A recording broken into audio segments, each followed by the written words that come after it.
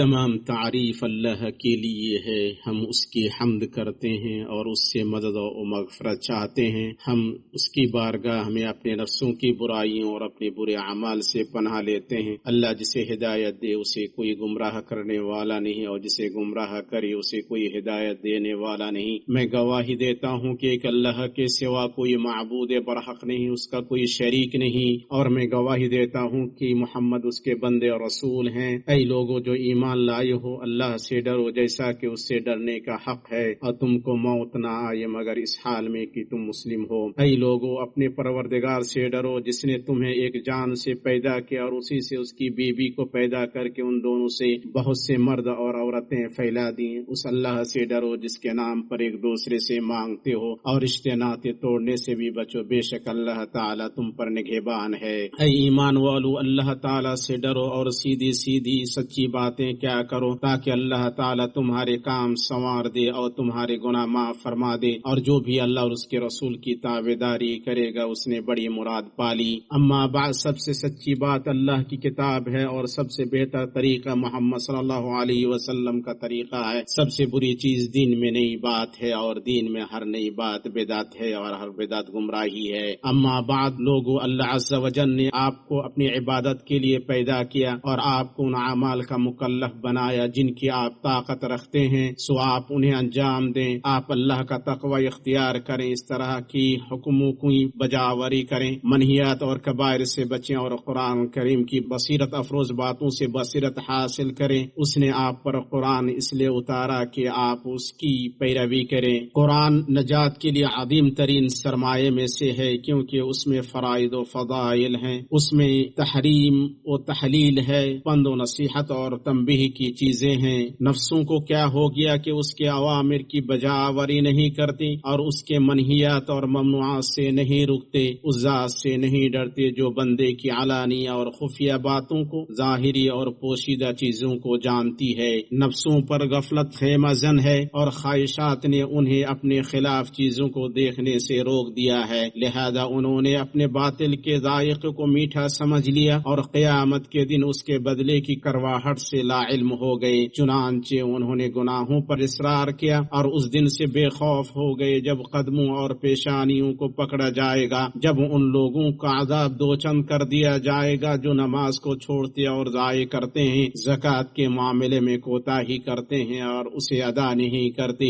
ماہ رمضان میں روزہ نہ رکھ کر اس کی حرمت کو پامال کرتے ہیں، استطاعت ہونے اور عذر نہ ہونے کے باوجود فریضہ حج کو مؤخر کرتے ہیں، جب شراب پینے والے کو جہنمیوں کے پیپ سے پلایا جائے گا اور جہنمیوں کے پیپ کا گھونٹ پیے گا جس میں تباہی و بربادی ہے، جب زناکاروں اور بدکاروں پر آگ کے شعلے چھوڑے جائیں گے اور اگلی پچھلی شرمگاہوں پر آگ کے تازیانے برسائے جائیں گے، جب سود خور زقوم کے درخت سے کھائے گا اور کسی قوم میں زنا اور سود ظاہر نہیں ہوا مگر اس نے اپنے اوپر اللہ کا عذاب نازل کر لیا۔ ہم اللہ کی بارگاہ میں اس کی ناراضگی اور عذاب سے پناہ لیتے ہیں جب ظالم لوگ گرم ہوا، کھولتی آگ اور گرم سائے میں ہوں گے۔ سنو، جو اپنے نفس میں مشغول رہا اسے اپنے علاوہ دوسروں سے مطلب نہ رہا، اور جس نے اپنی کمی اور کوتاہی پر نظر رکھی وہ اپنے سوا دوسروں سے اور ان کے اعمال سے بے پرواہ رہا۔ اللہ آپ پر رحم کرے، آپ اپنی زبانوں کو عزت و آبرو پر طعن کرنے سے روکیں۔ اللہ ہر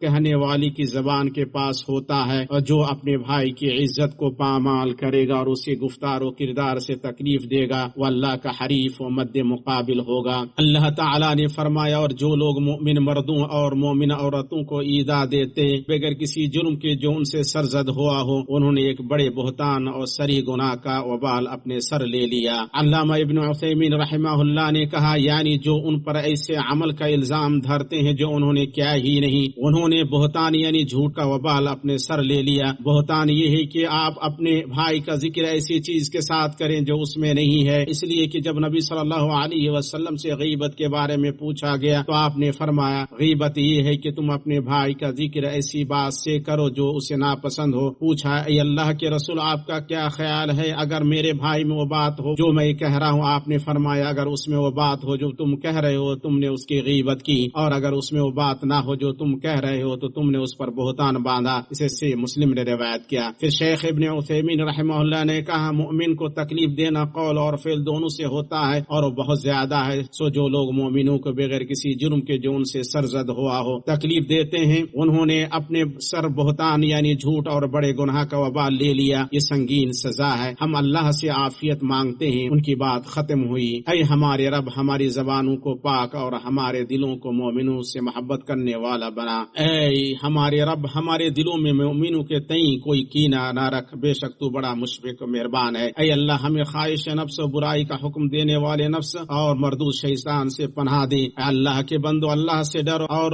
جب تک مہلت ہے جلدی کرو، درست عمل کرتے رہو جب تک وہ قبول کیا جاتا رہے، اور خلاف ورزیوں سے رک جاؤ جب تک زندگی کی ڈور جڑی ہوئی ہے۔ اے فریب خوردہ انسان، اپنی آرزو کو گھٹاؤ کہ عمر چھوٹی ہے۔ اپنے عمل کو اللہ کے لیے خالص کرو کہ پرکھنے والا دیکھ رہا ہے۔ اپنی خطاؤں کو چھوڑ دو کہ حساب بڑا کٹھن ہے، اور توبہ سے اپنی خرابی کی اصلاح کرو کہ تمہارا انجام خوشگوار ہو۔ امام احمد رحمہ اللہ اور امام بخاری رحمہ اللہ نے ادب مفرد میں اور بہقی نے جید سند کے ساتھ عبداللہ بن عمرو رضی اللہ تعالی عنہما سے روایت کیا ہے کہ نبی صلی اللہ علیہ وسلم نے فرمایا، رحم کرو تم پر رحم کیا جائے گا، معاف کرو تمہیں معاف کیا جائے گا۔ تباہی ہے ان لوگوں کے لیے جو بات تو سنتے ہیں مگر اس کی پاسداری نہ کرتے ہیں اور نہ اس پر عمل کرتے ہیں۔ تباہی ہے اصرار کرنے والوں کے لیے جان بوجھ کر اپنے کرتوتوں پر اڑے رہتے ہیں۔ اللہ تعالیٰ فرماتا ہے، بشارت دے دو میرے ان بندوں کو جو بات کو غور سے سنتے ہیں اور اس کے بہترین پہلو کی پیروی کرتے ہیں۔ یہ لوگ ہیں جن کو اللہ نے ہدایت بخشی ہے اور یہی دانش مند ہے۔ اللہ تعالیٰ مجھے اور آپ کو اپنی وعدی کتاب اور سید المرسلین کے طریقے سے نفع پہنچائی۔ میں یہ بات کہہ رہا ہوں اور اللہ تعالیٰ سے مغفرت طلب کرتا ہوں اپنے لیے اور آپ سب کے لیے اور تمام مسلمانوں کے لیے۔ آپ اللہ سے مغفرت اور رحمت طلب کریں اور اس سے توبہ کریں، بے شک وہی توبہ قبول کرنے والا اور بخشنے والا ہے۔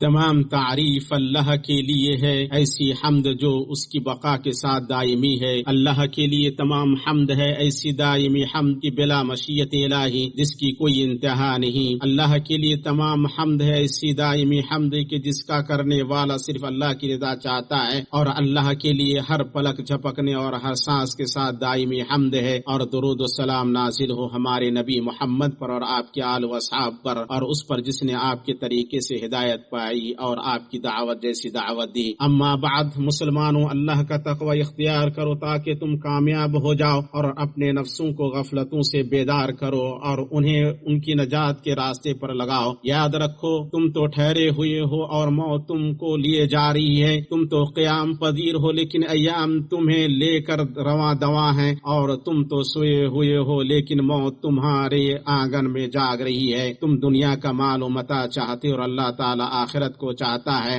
آپ اللہ تعالیٰ کی نعمتوں کا شکر ادا کریں کہ اللہ تعالیٰ آپ کو بہت عطا کرے گا۔ اللہ کے بندو، آپ سب اس ذات پر بکثرت درود و سلام پڑھیں جو قیامت کے دن عظیم موقف میں مخلوقات کی جائے پناہ ہوگی، ہمارے نبی اور شفیع محمد صلی اللہ علیہ وسلم پر۔ اے اللہ، تو خلفائے راشدین سے، تمام صحابہ سے اور تا قیامت ان کی اچھی طرح پیروی کرنے والے تابعین سے راضی ہو جا۔ اے اللہ، تو ان کی محبت سے ہمیں فائدہ پہنچا، ان کے زمرے میں اے اللہ ہمارا حشر کر، اور ان کی سنت اور طریقے سے ہمیں دور نہ کر، اے اکرم الاکرمین۔